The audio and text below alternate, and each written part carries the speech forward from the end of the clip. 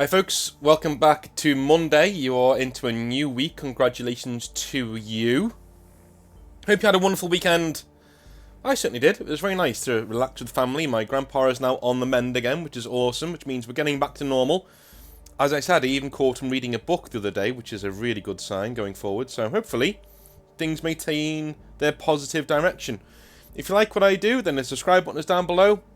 Also, the Patreon button is also down below, and you can become a member of the channel. Both of those two things get you an entry into our start of the month prize draw. The next one will be on the 6th of August, Sunday the 6th of August.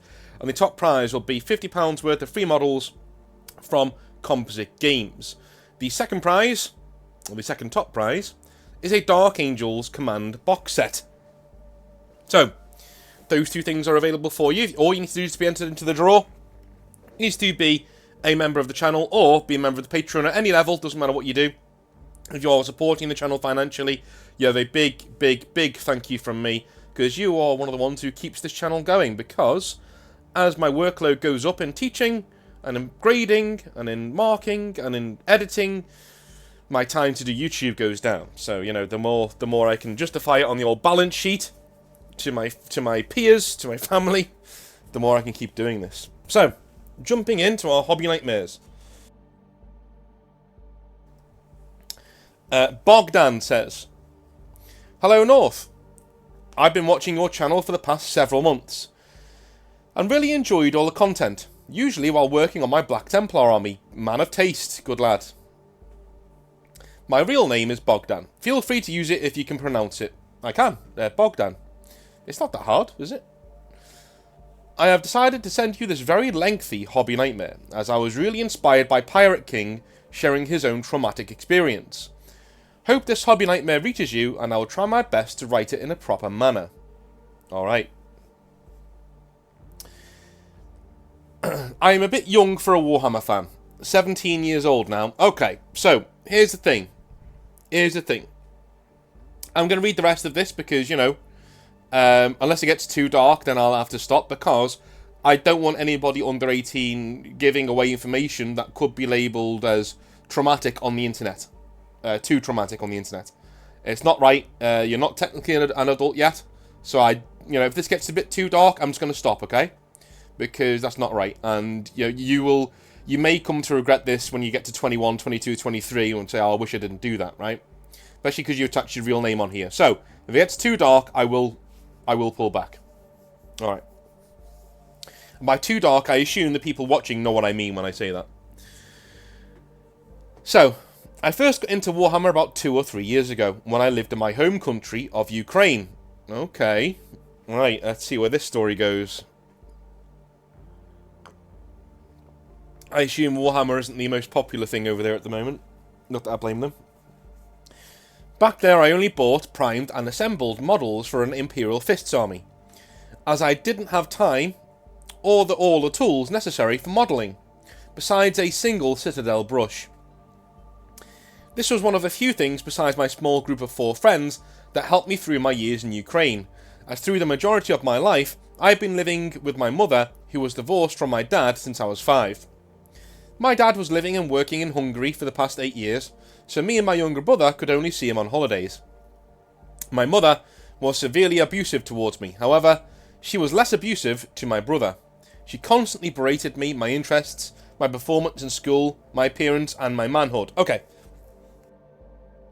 I'm not stopping. Okay. You're pouring your heart out, and I want to give you a chance to, say this. But what I will say is, do you know when people talk about toxic masculinity and all that? Some people say it doesn't exist. It does exist, okay? So it is possible to be a man in a toxic way. It just is, right? But there's also toxic femininity, and the number one evidence, there's the red flag that you're pointing towards a toxic female, is she goes after your manhood. I don't mean she tries to hit you in the balls. I don't mean that. I mean, like, one second, let me have a sip of tea. There we go. I don't mean that she tries to hit you in the balls. I mean, she goes after your sense of worth as a man. You know? A real man would do this. Well, if you were a real man, what, you can't handle this? What, you can't do that? I thought you were this, I thought you were that. Right? That's toxic. That's toxic femininity right there. If a woman does that to you, call that out for what it is. Now that you know what it is, call out for what it is. And move on. If she doesn't learn, walk away. If you can. Absolutely walk away if you can. Because it's not great. It's not great as a behaviour. It's almost like the first thing they go to. It's like a low-hanging fruit. Where they say, oh, you're not a real man then, because a real man would put up with this. Or, you know, it's that whole, you know, if you can't handle me at my worst, you don't deserve me at my best. Shut up, bitch. Shut up. Just don't be at your worst whenever you can help it. Job done. Yeah, I know. I know that sounded harsh, but, you know, it is what it is. I'm sick of people getting away with stuff like that. It's not nice, okay? If I went after your femininity, if I said to you, you're not a real woman because you don't wear skirts, or you're not a real woman because you don't have your hair let loosen down, right? You're not a real woman because you won't adhere to what I want in the bedroom. That would be the most toxic thing I could ever say to you. One of the most toxic things I could ever try and do. So why is it okay for you to do it as well to men? It's not. Stop doing it. Stop being a bitch. Moving on. I can remember this starting from the early years of school, when she first started constantly berating me for my lack of social skills and my performance academically. This would only escalate further through the years. She would also constantly threaten to kill me. Whoa. And be physical by either continuously slapping or hitting me right in the face, or in my hands if I managed to block her hands. 2 times she would also break the door into my room when I was 14, and leave it for me to fix, which I did, all by myself, as in her eyes, I needed to do that, or at least try, to be a man. She would try to manipulate me by constantly talking about my dad, as if he was the worst human being on the planet, and that he does not need me.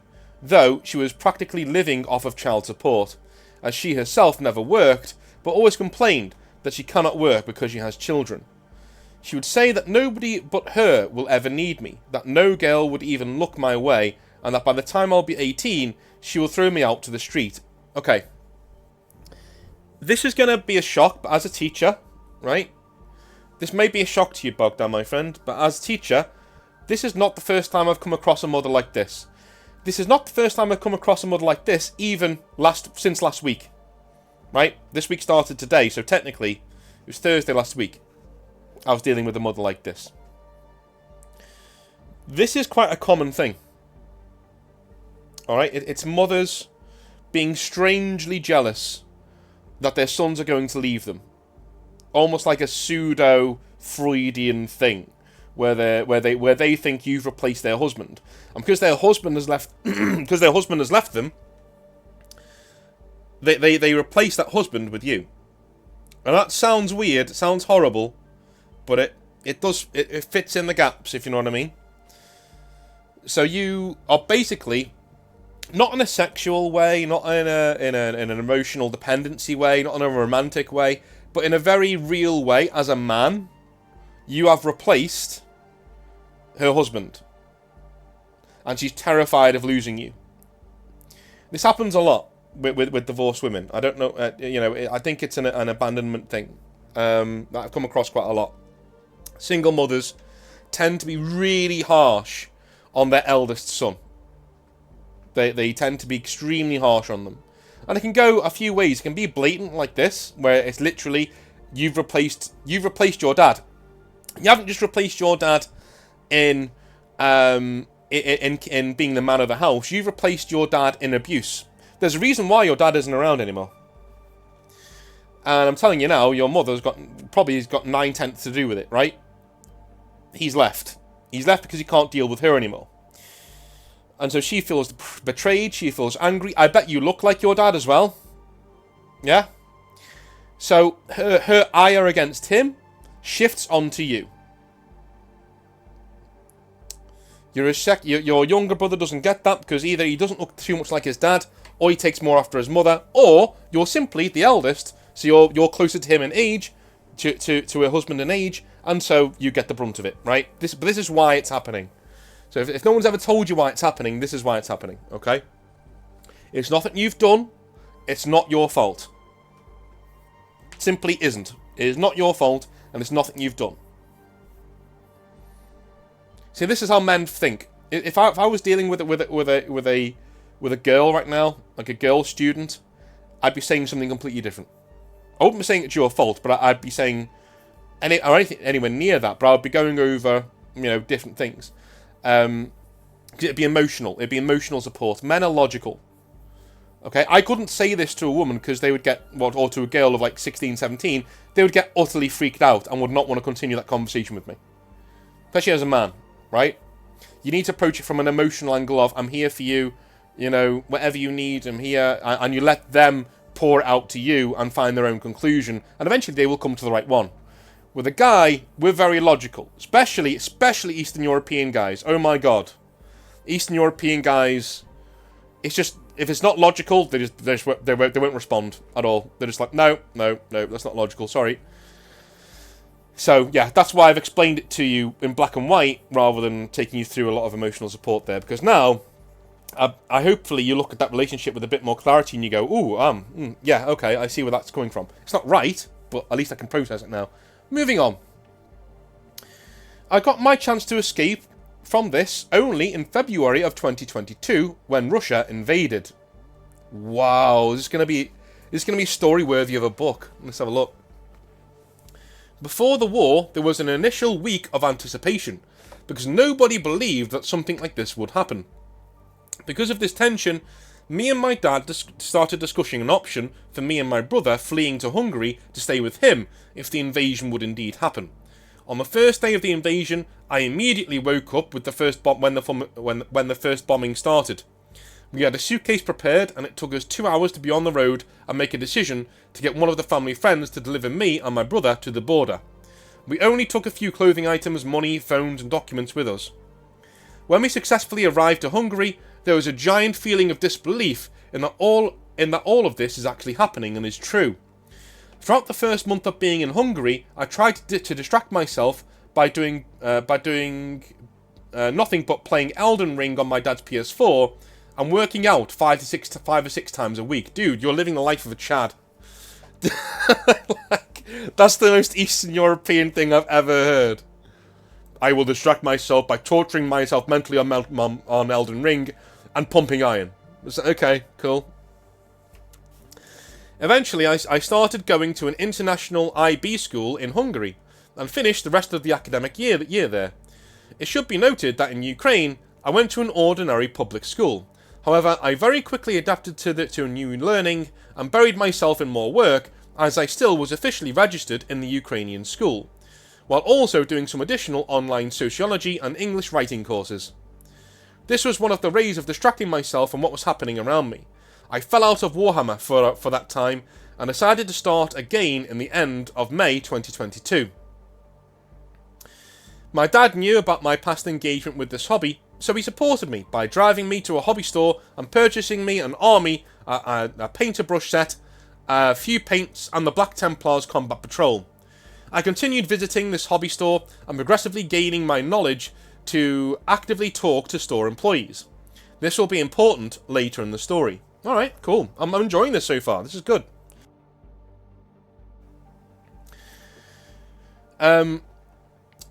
Through 6 months of me leaving... through 6 months of me living with my dad, I started realising how good he actually was as a person. This helped me to understand and realise that the behaviour of my mother wasn't normal at all.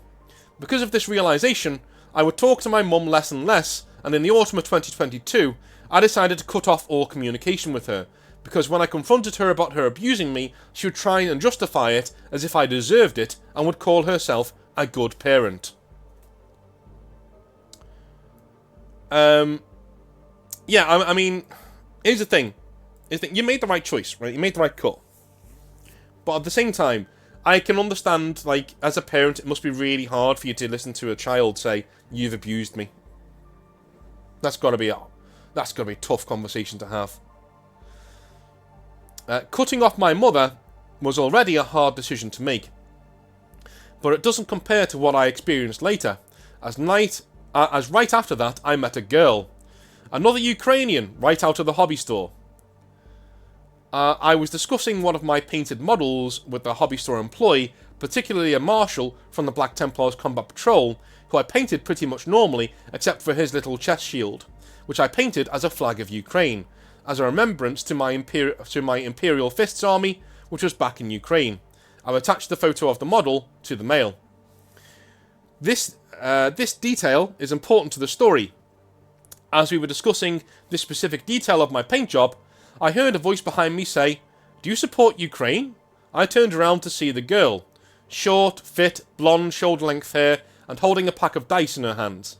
I answered that I am a Ukrainian myself, and we immediately started talking. We walked out of the hobby store together and had a conversation about our experiences here in Hungary. The conversation went so naturally, which was really new for me, as most of my peers say that I talk and behave like I'm an old man and not a 17-year-old. In the end, I decided to ask for her contact, and perhaps if she'd like to be interested in meeting and talking more some other time. A lot of kids who go through shit, they do talk very, very older. You know, they talk like a few years older than what they are. I don't know about old man, but, you know, they do talk like they're older. She agreed. That's cool. I'm going to take a sip of my tea before I continue. She agreed. I didn't manage to make any friends in Hungary, so she was the single person who was opened up to hanging out and talking to. We actively hung out throughout the period of 2 weeks and constantly had very enjoyable conversations with each other. She herself wasn't really into Warhammer, but did play D&D back in Ukraine and really enjoyed the concept of tabletop gaming. She was also quite sporty because she played tennis professionally. Oh my god. She enjoyed me rambling about my interests, and I listened to her talk about her own experiences and opinions on different topics depending on the conversation. Eventually, I decided to ask her if we should start dating, as I really enjoyed the time we spent together and wanted to try and develop it more. She agreed, and so she was my first ever girlfriend. You're doing well. This period of me slowly trying to socialise more and more, and even getting into a relationship, almost seemed unreal to me. Initially, there were no troubles, other than the other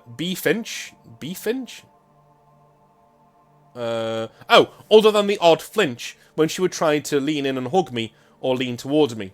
Though eventually, I put my guard down and let her kiss me a single time. Oh, dude, you're fucking adorable.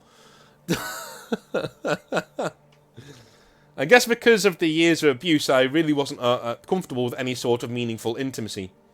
Even small things like kissing or hugging. Mate, what you'll find is, when you've let that wall down and you've gone, you know, a long way, I'm not going to say where you go to, but you go a long way once, the floodgates will open, and you may be making up for lost time. Let's just put it that way. Or you may not, it's up to you, but most people will be making up for lost time.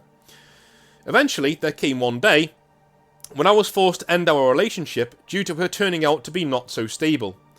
One Friday night of November 2022, I got back home from the gym and texted her about my day and whether she wanted to meet up on the weekend. I should mention that at the time, I'd been on a journey of weight gain, and so I kept track of my progress by taking post-workout pictures of myself. I've also told her about this in some previous conversations, and because of this, when I told her that I've gone to the gym, she decided to ask me whether I have taken some pictures today and if I could send them to her. I did so, somehow clueless about her intentions. After that, she suggested that I send her some more intimate pictures. To that, I said I am not ready for this sort of thing just yet, and that this is not really comfortable for me to go over. After those words, chaos erupted. She started texting me again and again, saying that she couldn't understand why I wouldn't do this. Though I tried to explain that I didn't want to escalate things that quickly, in the end, she started to berate me, saying that I am I'm not going to use that word, but it's a gay slur. It begins with an F and ends with a T. For not doing what she wants me to do. Again, okay. Guy, you found your mum again. You found your mum again. Congratulations. Congratulations, young chap. You've done what all men do. You escape a toxic mother, only to find your first girlfriend is exactly the same way. Goes right after your manhood. The minute you don't do what they want, they go right after your manhood. Because you know what it is? And it's not this way with your mother, by the way. Your mother's just switched from doing this to your dad to doing it to you. What it is unfortunately, in the world, sex is power, right? And all the power, in terms of sex, is with women. And a lot of people would say, quite rightly so, because if all the power is in men's hands, oh, bad things can happen, right? But the minute you take that away, as in, I don't need your vagina, I'm okay, thanks. The minute you take that away, the minute you say that, some women cannot handle that shit. Some women will go absolutely mental if you do that to them. If you say, look, you know, I don't need your vagina, I'm good, thank you. You know, I like you, I like spending time with you, it's great. But I don't need to be with you, I don't need to, you know, be with you that way, I can just have fun. You know, it's all good. Man, some of the reactions you will get are visceral. From seemingly normal women. You'll say, no, I'm good, thank you. Right? A well-adjusted woman will not be able to stop thinking about you. If she likes you, and you've turned her down for sex once, she will not be able to stop thinking about you. You will be all she wants to think about, all she wants to talk about, the only person she wants to see. For the longest time, she'll become obsessed. And not always in a bad way. Sometimes it's in a healthy way. In a, oh my god, I can't get this guy out of my mind, right? That kind of a way. I've done it before. You go on your first date and you refuse to come in. You give her a kiss. You kiss her like fucking Captain Kirk does with that alien bitch in Star Trek, right? He picks her up by the arms and forcefully kisses her and then puts her back down again and walks off. You know? Stunned. Right? You do that and then you say, oh, I had a lovely evening. I'd like to see you again, but for now, this is a good night. I'll see you later. And you walk away. You walk away. Especially if she propositions you to come upstairs. Go, no, I'm okay, thank you. Thank you.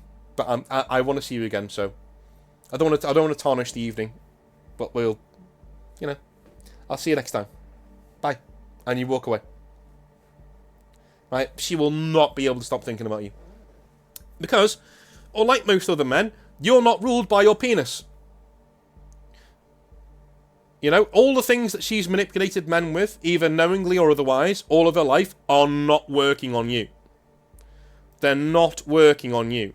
That will mess with her mind. But there are some women out there, dude, especially young ones, who aren't ready for that kind of rejection, and they will react this way. And the first thing they will do is they will go after your manhood. You're not a real man for not wanting to have sex with her. But maybe I'm just not that attracted to you. Have you thought about that? Maybe you're not doing enough for me right now. You know, some women seem to think that as a man you can just switch it on and off because you're always horny. Yeah, I am always horny. Not for you though. Doesn't mean I have to be horny for you. Sometimes you're just not doing it right. Sorry, like, you know. Anyway. She was saying that I am not man enough, there we go, because I can't take initiative and that I should do it because I'm wasting her time. She tried to call me, however, I decided to instantly block her. Wow. Dude, you are on the path to one of two things. You're on the path to being a fucking sociopath, or you are on the path to self-enlightenment, Chad level thinking. You are on that way. You're either going towards stoicism, which is really healthy, as long as you maintain that, you know, you do get laid every so often, but you're stoic about it. That's a really good way to be. You know? Woman hating and reclusive, not so much. We don't want that. We don't want that. Get rid of that. We want thoughtful, stoic, driven, you know, knows his own self-worth. That's sexy, man. That's sexy. That's good. That's some good shit. That's the man shit. This experience was another addition to the trauma that I've accumulated over my life. It all came down on the night of New Year's Eve, when I had some sort of panic attack in the middle of the night, when I started thinking about everything that I have faced throughout my life, and how it might affect me in the future. Yeah, I can see that, man. I told my dad about this and everything that I have experienced. We decided to get me into therapy. Now, I've been in therapy for 6 months, stably.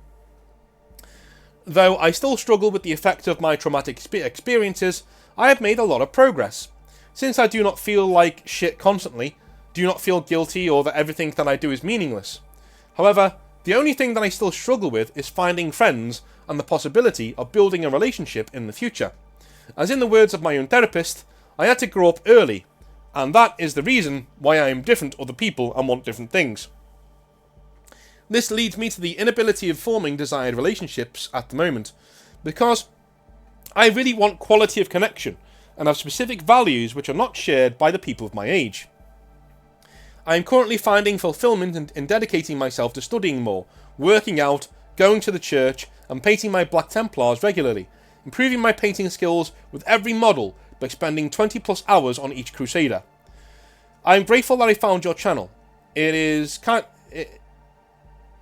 this kind of small, dedicated and supportive communities that we all need.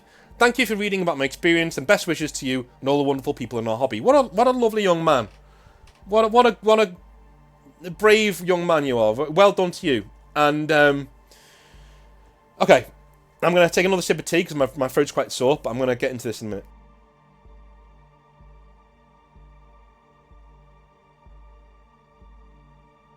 Alright.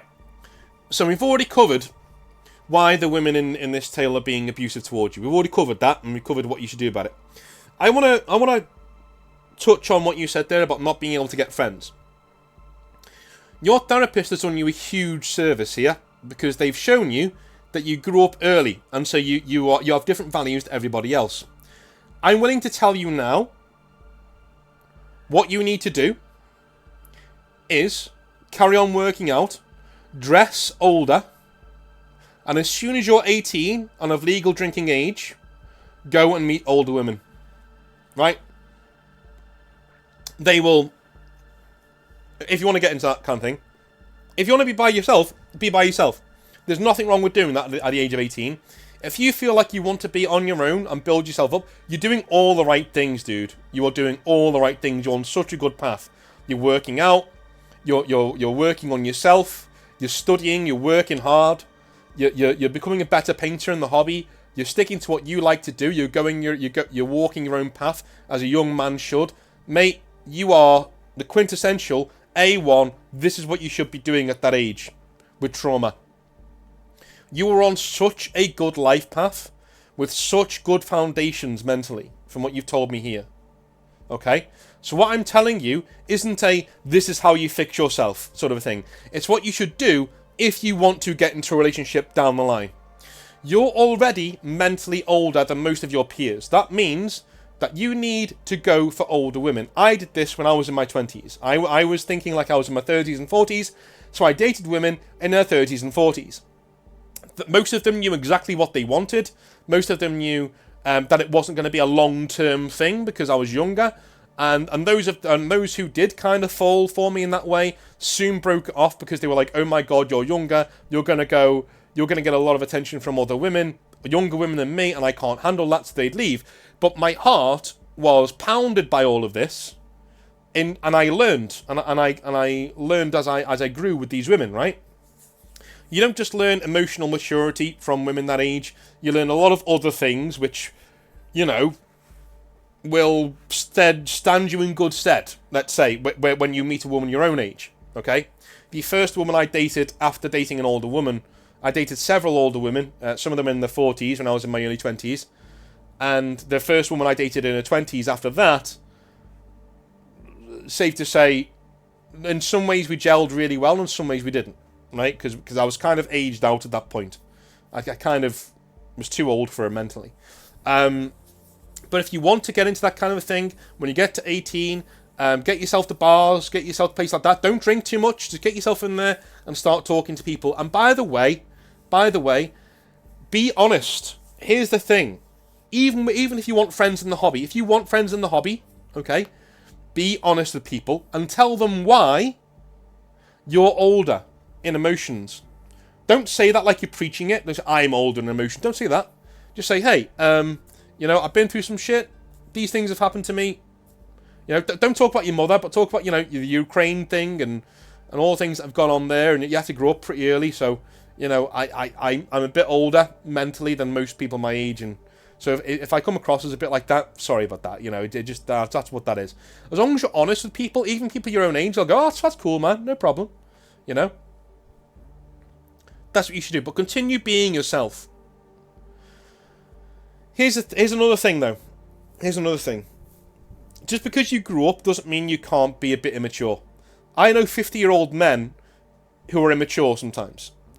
You need to let that part of you shine a little bit as well. Because just being this stoic dude all the time, it's great. It's great. But it will turn people off that maybe you could have been great friends with. So a really good thing for you to do is sometimes, if you're talking to somebody and you trust them and you like them, and you're having a good time, let your guard down a little bit. I'm not saying let them touch you. I mean, like, you know, if they say a funny joke that's kind of immature, just recognise it for what it is and shake your head and laugh. Just like, you know, because immature jokes are sometimes funny. They just are, right? You need to go out drinking with your friends. Again, I'm not the kind of person who is like, let's all get pissed. That's not who I am at all. But drinking with your friends is a part of growing up. It's a part of being young. It's a part of being your age. And so I'm kind of frightened that you're going to miss out on a lot of these experiences because with your outlook and your attitude, you have the right mental acuity to make the most out of those experiences. To take them in how do I say? What do the Greeks say? In moderation. You take it in moderation, you know? So you go out once a month with your friends and you get absolutely trashed with them. You have a really good time. Right? And then that's it. You're done for the month. Everything in moderation. You're done for the month. Okay, fine. You go back to the gym. You start working out. You study hard. You do all those things. You don't party all the time. But once, maybe twice a month, you go out with your friends and you let your hair down a bit. You let your walls down a bit. That's incredibly healthy. It's a healthy thing to do. Ask your therapist. They'll tell you it's a healthy thing to do. Very, very healthy thing to do. As long as you do it in moderation. You don't do it every week. You don't do it every day. Right? You just do it. You do it once or twice a month. We need to blow off some steam. Because everyone does. A lot of Stoics, they tend to get to a certain age and they start to explode in not in violent tendencies, although sometimes, but definitely in anger. Because it's been pent up for so long. They've had all this energy for so long and it starts coming out and manifesting as anger and ruining their stoicism, right? The best thing to do is to realise when the valve is getting hot and turn the tap to let it out a little bit, and then you turn the tap back off again and you're ready to go, right? That's a really good way of doing it.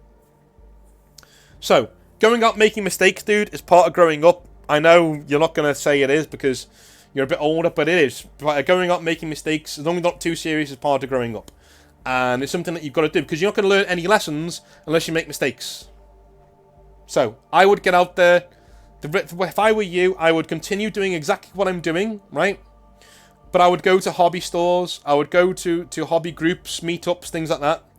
I would make sure that I would go to, as soon as I'm 18 or I'm legal drinking age, I would meet friends, I would go to bars, go to restaurants with them, chill out, talk, discuss life, the universe and everything. Do all that stuff. And open yourself up to friendship. And if somebody says, you know, you're a bit severe, or if you think you're coming across as a bit severe, just stop the conversation and say, listen, dude, I'm really enjoying this conversation, but I know I can come across as a bit severe. Just for 5 minutes, this is why, okay? And then we can move on. Just tell them why, right? The Ukraine thing, you know, I went through some shit with my mum that I don't really want to go into right now, but I had to grow up really, really, really young, so if I come across as like an old man, that's why, alright? So I'm really sorry about that. Carry on. You know, people will respect your maturity and your honesty. The minute you feel yourself slipping like that, just stop the conversation and tell them why. Especially if it's somebody your own age, 17, 18, tell them why. Most of them will go, oh, okay, cool. Right, sorry, yeah, you was a little bit like that, but now I know, it's all good, right? The ones who will judge you, you never wanted to be friends with them anyway, dude. Move on. Okay? That's what I would do. I would try and grow friends that way. I'd put myself on the batting mound, right? You're never going to hit a home run unless you're on the batting mound. What you're doing right now is you're walking around the batting mound thinking, Is it even worth it? Because I quite like walking around. I'm losing weight walking around. Every now and again, mate, you need to get on that baton mound and let people find you. Because you seem like a really cool person to know, and you're doing people a disservice by not letting them get to know you. So, go out there, go to hobby stores when you can drink, go to bars, go to wherever you need to go to make friends, to meet people of a like mind, start talking about life, the universe, and everything, right? Be honest about why you can be quite harsh, why you can be quite severe. There's no problem in that at all. Okay? And then once you've gotten friends, go out with them once or twice a month and let your hair down, let off some steam, be a young man. You need to be a young man. Go out there, have some fun, be a young man. But never let go of that stoic core, dude. It's going to serve you well for the rest of your life. You've done things back to front. I've become a similar person to you in my late 20s, early 30s. That's when I became this self-actualized person. You are self-actualized. You are right where you want to be for the rest of your life. But what you're missing out on are the key foundational building blocks that are going to make you a really cool dude going forwards. Alright? That's what I would do going forwards. But thank you very much for writing that in. Top man. Alright, Owl says, "Hey North, this is Heresy Hobbyist / Owl again. Hoping all is well. I'm not sure if this qualifies as a hobby nightmare, but I thought I'd send it in anyways. Lately, I've come to the realization that I have a somewhat of a hobby addiction. I love painting armies and models. It's part of the hobby that excites me the most, and I can't seem to get enough of it. My problem is, I'm a really quick painter. Most units or characters take no more than one painting session for me to achieve the results that I'm satisfied with. I'm proud to say that I've never had a pile of shame, and I have 3 complete armies that I love. That being said, I am constantly fighting the urge to splurge and start another project, since I burn through any army in painting so quickly. For a normal functioning adult, spending some money every once in a while on the hobby is no big deal. However, I am a full-time uni student, and I am trying to be responsible with my savings and with what little money I earn. This makes it even more difficult for me, as I am a Heresy player and live in Canada. Not only do I have to pay more generally for models, but I have to spend at least $150 Canadian to get free shipping. Not to mention that Forge World sculpts don't come cheap. This makes it hard to make small purchases over time. For some perspective, 5 Sons of Horus Reavers are $96 before tax and shipping. Units are usually run with 10 models. And for the Sons of Horus and Heresy, you really want 2 units of 10 at least. So, for 2 units of some basic infantry / elite infantry, depending on how you build your army, you are spending 384 Canadian dollars before tax. Minimum wage in Canada is currently $15.50 an hour, and they only make a little bit more than that. That's more than the Age of Darkness box set for just one type of model. I always try to support my local hobby shop when I can when it comes to hobby supplies or Games Workshop plastic, but at this point I'm considering going on full recast to fuel my hobby addiction, so I can keep improving as a painter and getting the models I really want. So my question is this: what can I do about my hobby addiction, besides entering the Patreon monthly prize draw supported by Composite Games, link in the description, wink wink. Yes, it is. Use the promo code Northern Exile down below to get yourself 5% off at checkout. Am I just complaining about the premium price of the hobby?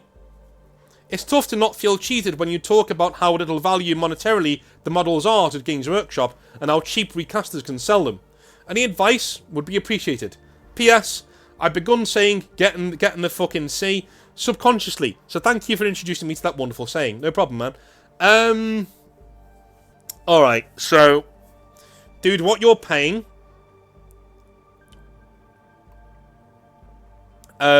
is a disgrace. So, normally, I would never come down on the recaster side of business. It is not something that I want to put forward as a viable thing to do in the hobby, right? But you're a university student. Life is hard, dude. Okay? At the end of the day, we need to maintain life is fucking hard. And sometimes you can't have what you want. I've wanted a PS5 for 2 years. I can't afford it. I can afford it because I've got the savings for it, but I might need those savings for something down the road. I might need those savings for my daughter. I might need them for my grandpa. I might need them for something to do with the house or a flat or whatever. My car. Okay? You never know when I might need some of that money. So I don't get my PS5. It's called being an adult. It's called being responsible. So sometimes hobbies come last. It just is what it is. And I'm sorry that I have to give you the boring answer, but if you're earning $15.50 an hour or just above $15.50 an hour, you cannot be spending $384 on one unit. You can't. You literally can't do that. Okay? That way leads to irresponsible spending and nothing. That way leads to nothing. It leads to just being, you know, a waster. And that's not what you want. That is not what you want, dude. Let's be frank with each other, okay? Sometimes the hobby comes last. It just does. Real life comes first. Sort out your responsibilities. Sort out your uni works. Get yourself a better job once you finish uni. Then come back to Horus Heresy. Once you've gotten yourself a flat and a place to live and you're doing well, then you come back to Horus Heresy when you're earning decent money. The only dudes I know who do Horus Heresy are earning good money. Right? I'm not doing Horus Heresy. I have the Age of Darkness box set, and, you know, I'm using it in 40k. Because I love the models, but I just don't want to do Horus Heresy. It's too expensive. I couldn't afford it. Okay? Well, I could afford it, but I'd have to sacrifice other things that I'm not prepared to sacrifice. Okay? I enjoy gaming. I enjoy buying a video game whenever I want it. I enjoy getting good clothes. I enjoy making sure that I can go out with my friends. I can't do those things if I'm into Horus Heresy. Because even in the UK, Horus Heresy is fucking expensive! Now, let's get into the other side of that argument. Should it be that expensive? No. No. Games Workshop are taking the royal piss out of their customers when it comes to the price of Horus Heresy products. They will say, well, it's a niche hobby, blah, blah, blah. Shut your fucking face. No, it's not. It is a niche hobby, but at the same time, you charge a premium. No problem with that. Dude, do not piss on my head and tell me it's raining, okay? The hobby shouldn't cost 384 Canadian dollars for one full set. And you know what you're doing when you release those Sons of Horus units with 5 models in them. Don't tell me that you don't. You know exactly what you're doing. Okay? What a bunch of dickheads. It shouldn't be that expensive, but that's the world we live in. They get to decide their price, dude, because that's the power we gave them. Because not enough people boycott Games Workshop products. This is the power we give them, I'm afraid. So, for now, I would say be a big boy, put your big boy pants on, realise as a grown-ass man, you can't get some models right now. You need to be more responsible with your life. It just is what it is. I've had to do it. Everybody's had to do it at some stage in their life. I'm still doing it now. I'm still doing it now. I want that PS5 because I want to play Ghost of Tsushima. I want to play fucking Final Fantasy 16. I want to play all these games. I can't because they're PS5 exclusives. I really want to play it. I can't. I can't afford it. I could afford it, but it would be an irresponsible purchase, right? I'd be going into my savings to pay for something frivolous. And that's not something I want to do. It's kind of like dick discipline. You know you're becoming a grown-ass man when you can tell your cock no. Right? Some woman wants you to come over, but you know it's a bad idea, but your dick's going, do it, do it, do it, do it, right? And you say, no. No, no, shut up. I'm not doing that. That's dick discipline. What I said before about leaving a woman on the first date and not sleeping with her, that's dick discipline. Most guys will take that invite and go upstairs because they've earned their way into sex. But if you're like, no, sex isn't my be-all and end-all, thank you, my dick doesn't rule me, you're instantly the sexiest person in the room. Instantly. Okay? So yeah, you know you're becoming a grown-ass man when you're able to make these decisions and say, look, the hobby comes last. My studies come first. What I'm doing comes first. This is what I'm doing. Right? I'm doing this. When my time comes and I've got excess money, my God, I'm going to buy myself the biggest army you've ever seen. But until that day comes, discipline. Do this. Once you've earned the money, mate, go and do what you want with it. All right, go and spend it, and if you can spend it without beggaring yourself or putting yourself in trouble, do it, man. Yeah, no problem. You can't take it with you, and if you need to get something for your kid or whatever, yeah, spend it, dude. Again, you can't take it with you. But right now, nah, your hobby needs to come last. Your studies come first. And I know that's not the answer that you wanted, but it just is what it is. If you want to go into recasts, you can do that. That would be a way of doing it, but that comes with its own pitfalls of, supporting an illegal, mostly Chinese industry in a police state. If you want to do that, fine. It's up to you. And the quality of what you get may not be what you would expect from a Games Workshop product. Fine. If you can find a good one, I'm not going to say don't do it, because, at the end of the day, Games Workshop make their own bed when they set the prices this high. They're almost forcing you into the arms of resellers and recasts at this point, right? $380 for a single unit. That's not a responsible thing. That's not a responsible decision you can make, even if you're making good money. Even if you're making good money, that's not a decision you can make. $380 for a single unit? No, mate. No, sorry, that's not a hobby. That's robbery. That's robbery. Especially for the quality of some of those sculpts from Forge World, which are terrible. Yeah. Yeah, either resellers, recasts, or just have some discipline. Have some discipline and go back to the hobby. If you want real Chad behaviour, have some discipline right now. Save your money, okay? Use a little bit of it to go out and make friends and be a good social person. And then, when the time comes, when you've actually got the money to go and get it from Horus Heresy, from Forge World itself, still go to recasts and retailers. Save yourself some money. If you want the actual Chad behaviour, that's the way to do it. I could go to Forge World, but I'm making a point. You're not getting my money. And as soon as Games Workshop meet you halfway, dude. As soon as they meet you halfway, and they make sure that you can do what you're getting your models at a decent price, support them again. No problem. All right, that's what I would do. Anyway, love you all a long time. This one's gone on long enough now. I will be back tomorrow for another video. Hopefully you have a wonderful rest of your day, and I'll speak to you then. Have a good one. Bye.